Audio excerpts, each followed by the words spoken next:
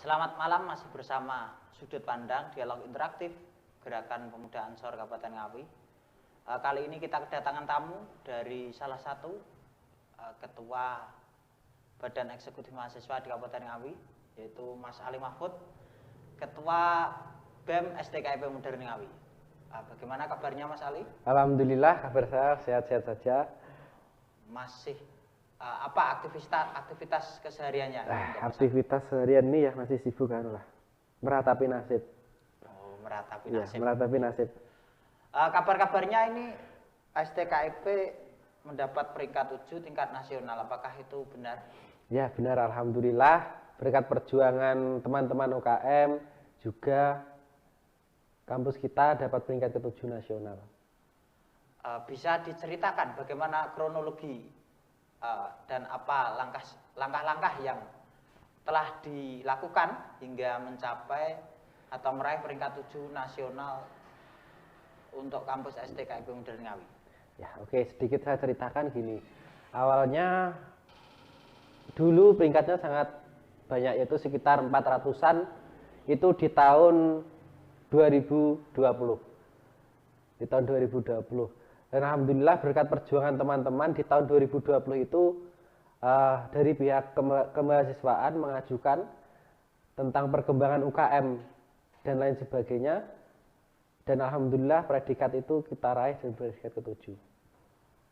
Terus kesan-pesan dari jenengan selaku Ketua BEM STKIP Modern Ngawi terkait raihan peringkat ke-7 bisa disampaikan? Ya, tentunya saya sangat senang dan sangat bahagia dan kampus kita yang terbilang kampus baru juga bisa mendapatkan peringkat yang nasional nomor 7 itu sangat mengesankan sekali bagi saya. Dan untuk kedepannya semoga dapat meningkat lagi dan lebih banyak mahasiswa yang sadar tentang pentingnya berorganisasi, bahwa berorganisasi itu sangat penting sekali, tidak dalam hal akademik saja, tapi keduanya harus seimbang dan sama rata berjalan bersama-sama. Jadi begini sahabat-sahabat, pentingnya organisasi menurut Mas Ali itu sama pentingnya dengan hal akademisi, karena organisasi sangat penting untuk mengasah kemampuan kita dan sebagai batu uji atas implementasi dari ilmu pengetahuan kita. Mas Ali, untuk kedepannya strategi-strategi untuk mempertahankan progresivitas pergerakan di kampus jenengan ini bagaimana? Tentunya yang saya harapkan nanti teman-teman kita dapat bersama-sama dari UKM, HMPS maupun BEM, kita bersama-sama mempertahankan ini, menjaga nama baik yang telah kita dapatkan ini, predikat ini, dan kita berjalan bersama-sama dalam menyukseskan hal kemahasiswaan, entah itu dari organisasi dan program-program dari organisasi, semoga itu dapat memacu lagi supaya nantinya tidak hanya nomor 7 lah, kita inginkan ya 3 besar. 3 besar. Adakah target spesifik, target khusus terkait pemeringkatan mahasiswa untuk STKIP Modern Ngawi? Tentunya untuk tahun yang akan datang, target yang kami incar itu nomor 5 lah. Nomor 5? Nomor 5. Nomor 5 senasional itu? Ya, senasional lah. Senasional.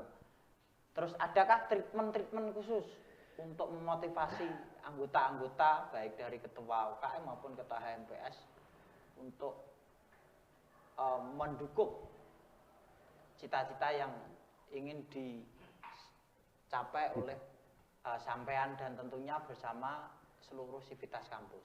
Ya. Tentunya yang pertama saya akan melakukan pendekatan-pendekatan kepada ketua-ketua UKM dan semua anggota-anggota yang mana kedepannya kita dapat bersama-sama, berjalan bersama dalam menjagalah. Intinya ini sudah baik nomor 7, tetapi kita juga harus bisa meningkatkan. Nah, nanti untuk kedepannya yang saya inginkan untuk semuanya dari BEM, UKM maupun HMPS, kita dapat berkolaborasi untuk membuat terobosan-terobosan terbaru yang tentunya itu akan membuat ada banyak ide-ide baru di situ. Dan semoga dengan adanya itu nanti tidak hanya nomor 7, tapi bisa meningkat lagi lah, nomor 5.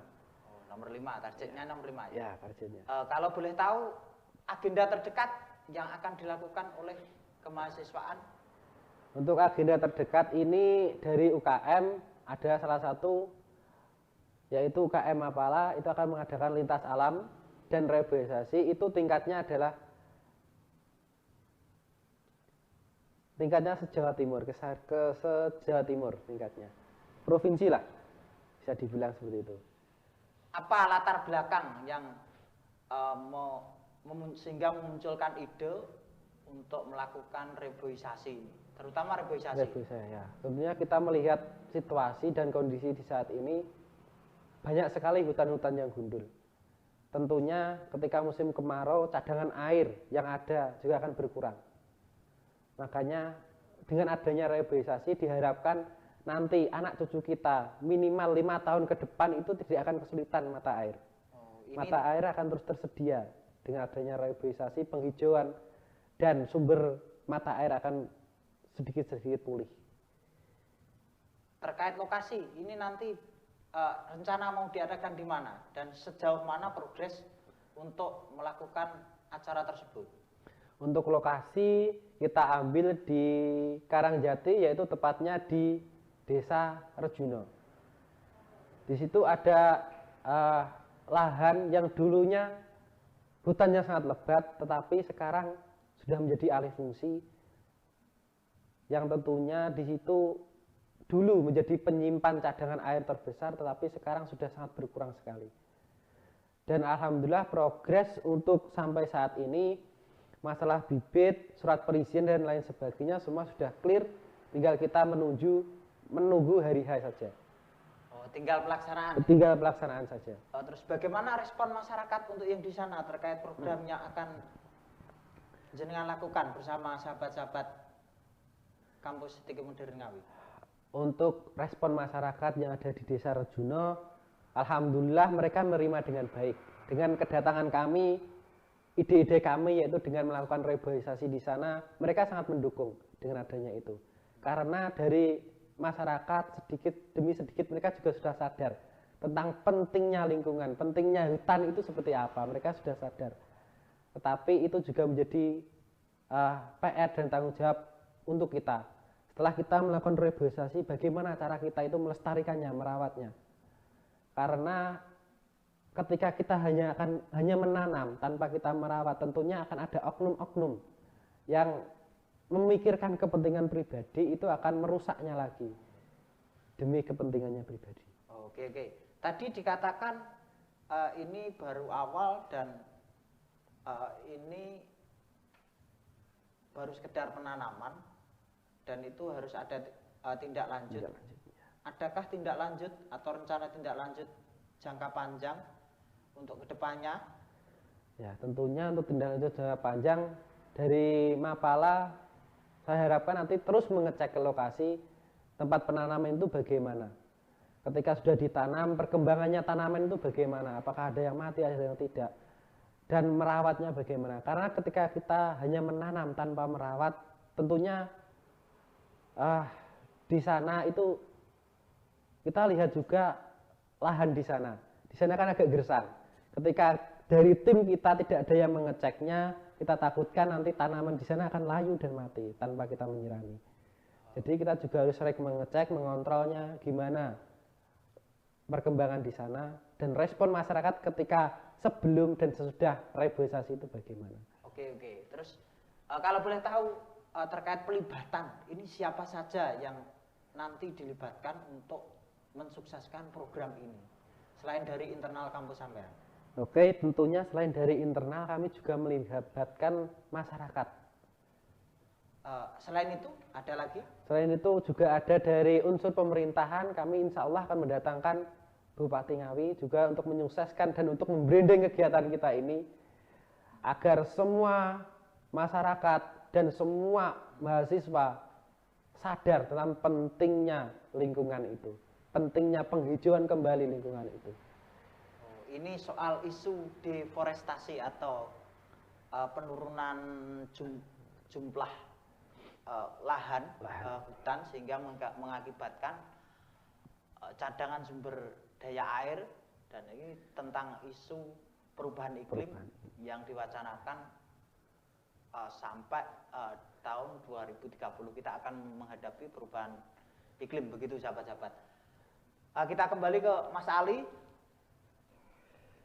terkait isu-isu strategis yang akan dibahas selain dalam pendekatan lingkungan, isu apa lagi yang akan digarap oleh internal kemahasiswaan STKIP Modern Ngawi? Tentunya di sini ada satu isu lagi, dan itu masih kami kaji dan kami belum bisa mengeforkan di sini. Satu isu, dan insya Allah nanti kami akan segera menggarapnya. Dan isu itu untuk kepentingan masyarakat, terutama pelaku-pelaku di Kabupaten Ngawi ini. Iya, tetapi ini secara makro saja, nggak spesifik mikro. Makronya terkait ekonomi, apakah sosial atau politik atau terkait pemberdayaan masyarakat. Tentunya nanti ini terkait kebudayaan di Kabupaten Ngawi ini. Terkait isu-isu kebudayaan.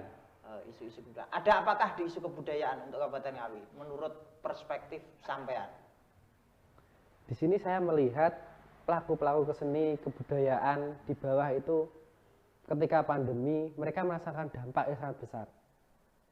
Terutama untuk gimana cara mereka itu mendapatkan uang untuk permutaran lagi, untuk gimana biar mereka itu bisa terus eksis, apalagi ketika pandemi mereka saat merasakan dampaknya. Dan tentunya kita sebagai mahasiswa kita juga harus memperhatikan semua itu. Oke.